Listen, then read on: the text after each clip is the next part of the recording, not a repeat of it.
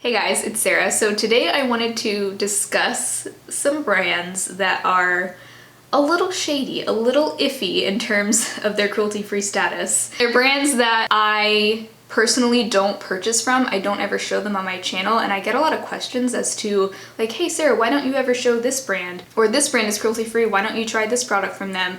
And there's a reason why I never show these brands on my channel, and it's because they're kind of in this like weird, shady gray area. Like, I don't necessarily have enough evidence to consider them cruelty-free, and I also don't have enough evidence to consider them not cruelty-free, but I'd rather just play it safe and stick to the brands that I know for sure are cruelty-free. I have said this many times before, and I'll say it again. The cruelty-free issue, in my opinion, is not a black and white issue. I think there are a lot of different stances you can take. There's a lot of different resources out there that people use. I've done a couple of videos on my channel, one where I basically laid out what I consider to be cruelty-free, what resources I trust, what resources I don't, how I define cruelty-free for myself and on my channel. And I'll link that video below, as well as a recent Q&A that I did where I basically just discussed a lot of cruelty-free related questions. So if you're wondering about my like kind of stance on cruelty-free, I definitely check out those videos if you haven't seen them already, because those might answer a lot of questions that you might have throughout this video. So the first brand I wanted to talk about is Fenty. Fenty is the brand that is owned by Rihanna. I love Rihanna, I think she's awesome. I love a lot of what this brand does and what they stand for. I like that they have really inclusive shade ranges, all of that. But as far as their cruelty-free status, I have not been able to find like a clear answer on whether or not they're cruelty-free. And in case you're new here, the two resources that I trust the most, and these are the ones that I go off of most often, are Logical Harmony and Leaping Bunny. Other resources, there's other bloggers, there's Cruelty Free Kitty, there's also PETA's certification. I'll look at those as kind of secondary resources, but I always want to get like a second opinion from either Logical Harmony or Leaping Bunny, because those are the two that I've just grown to trust over time. But none of those groups that I listed have any kind of clear answer or stance on Fenty. They're on the Logical Harmony gray area brand list. She says that they were unable to provide a clear statement on animal testing practices. Their FAQ page, which does have a short statement on their status, is not detailed enough to be sure of their cruelty-free status, and that requests for clarification have not been responded to. That's coming straight from Logical Harmony's website. Their website statement, I'll put it up on the screen, it does say, Fenty Beauty is a cruelty-free brand. We never test products or ingredients on animals, nor do we allow suppliers or affiliates to conduct testing on our behalf. That's kind of all they have to say, and it does cover most of the bases, but as you guys know, there are a lot of loopholes when it comes to animal testing. It's really quite complicated, which is why I usually turn to kind of the experts, Logical Harmony, Leaping Bunny, the people that have been doing this research for a very long time, because there are a lot of questions that need to be answered aside from just, do you test on animals? Do you have a third party testing on animals? Are you selling in China? There's a lot more that goes into it than just that. So Logical Harmony has not been able to get any additional details from them. They have not responded to her. So to me, that's just a red flag. And Cruelty Free Kitty said the same thing. They're also on her gray area list. She said that they won't respond to her questions about animal testing. What's that all about?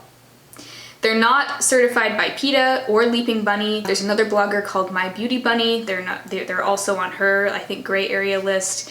There were some rumors going around a few months ago at this point about Fenty moving into China, mainland China. Animal testing is required by law for brands that are sold in mainland China. So it turns out that they were only going to be selling in Hong Kong and Macau, which are both in China, but they are not the part of mainland China that requires animal testing. So brands can sell there without being required to test on animals. So that's good news. It doesn't seem like they are selling in mainland China, so that's a good thing. They're also owned by Kendo, which owns a lot of cruelty-free brands. They own Marc Jacobs, Ole Henriksen, Bite Beauty, KVD, which used to be Kat Von D.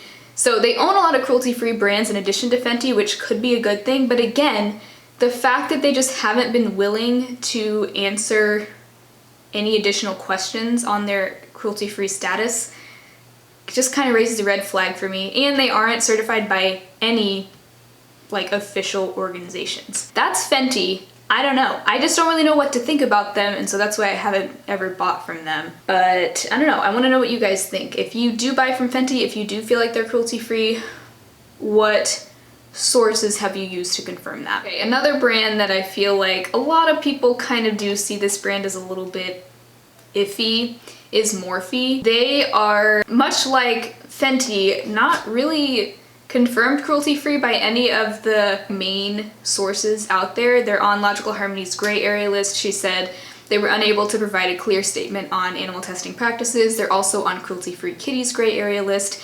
They're not on Leaping Bunny or PETA. One thing that a lot of people got upset with them about recently, I think it was in the past couple months, they changed the formula of the Jaclyn Hill palette. It used to be vegan and they changed it to a non-vegan formula without announcing that or without really letting anybody know. So that bothered a lot of people. I've gone into great detail about this in other videos, but vegan refers to the ingredients, whether or not there are animal ingredients involved in the product, and cruelty-free means there's no animal testing. So those are separate things, but a lot of people were kind of upset about that. I just have a hard time feeling confident that MORPHE is cruelty-free just because I've never really seen a clear statement from them. Alrighty, another one in that same kind of vein is Huda Beauty. A lot of people think Huda Beauty is cruelty-free. Now, I do want to say they used to get a lot of flack for selling mink eyelashes. At least from what I could tell, it looks like they've completely stopped selling mink lashes, so that's a good thing. But same deal as with the other two I just mentioned. They're on the Logical Harmony gray area list. She says that they were unable to provide a clear statement on animal testing practices, and requests for clarification have not been responded to. Cruelty-free gray area, same thing, they wouldn't give her a clear statement. They're not on Leaping Bunny, they're not on PETA. My thing is, if a brand is truly cruelty-free, they've got all their ducks in a row, they've, vetted their suppliers, they're not selling in required by law areas, they are truly cruelty-free and proud of it, they would be willing to be transparent with somebody like Logical Harmony or Cruelty Free Kitty. They would go the extra mile to get that Leaping Bunny certification or even a PETA certification. That's why when these brands just aren't willing to answer questions from these groups, nor do they have any kind of official certification, it just kind of makes me scratch my head a little bit, because why would they not be willing to be transparent if they truly were cruelty-free? I think it's a good sign that they're no longer selling mink eyelashes. That's good, but that doesn't necessarily reflect their animal testing policies. That's more of an issue of the ethics of sourcing that material for those products, but doesn't necessarily mean they're cruelty-free in other areas. Okay, some brands that... These are brands that I just don't know what to think about, because so many people do love these brands and do consider them cruelty-free. And they're one of the brands that is widely available in Europe, and a lot of the other drugstore brands that I talk about that are available here in the US are not as widely available in European countries. So it's a tricky one for me, but it's Essence and Catrice. Unlike the other brands that I was just talking about, I feel like these are more widely accepted as cruelty-free. They're not really seen as a shady brand, I think they're both under the same company, Essence and Catrice are, so that's why I'm kind of lumping them together. But both of these brands are PETA certified, as well as approved by Cruelty Free Kitty, but they are on the Logical Harmony gray area list. She says she's received multiple responses that are unclear, and requests for clarification have not been responded to. They're also not on Leaping Bunny. I don't know, man. I don't know what to think about these. I feel like there's a very good chance that they are cruelty-free if they're not selling in markets where animal testing is required. The EU passed a law back in 2013 that banned animal testing. Now, that doesn't mean that every single brand that's sold in the EU is cruelty-free though, because if a brand is selling in the EU, they could also be selling in places like China, and they could get away with that. They could also be developing new ingredients that do need to be tested on animals, and they could be potentially testing those ingredients on animals outside of the EU. So it doesn't necessarily mean that every single brand that sells in the EU or that's even based in the EU is cruelty-free. So that's why I don't automatically assume Essence and Catrice are cruelty-free. But I'm not saying they're not. I'm just saying I don't have enough information to draw the conclusion that they are. Trust me, I wish I could. I'd love to have another super affordable drugstore brand to talk about, but I just can't yet, you know? If anybody has more information for me, by all means, make your case down below. But another brand similar to those is Glossier. They are Leaping Bunny certified, but they're Logical Harmony gray area. She said they were unable to provide a clear statement on animal testing practices, and requests for clarification have not been responded to. Why? I mean, why? Why can't they clarify whatever she has questions about? That's my issue.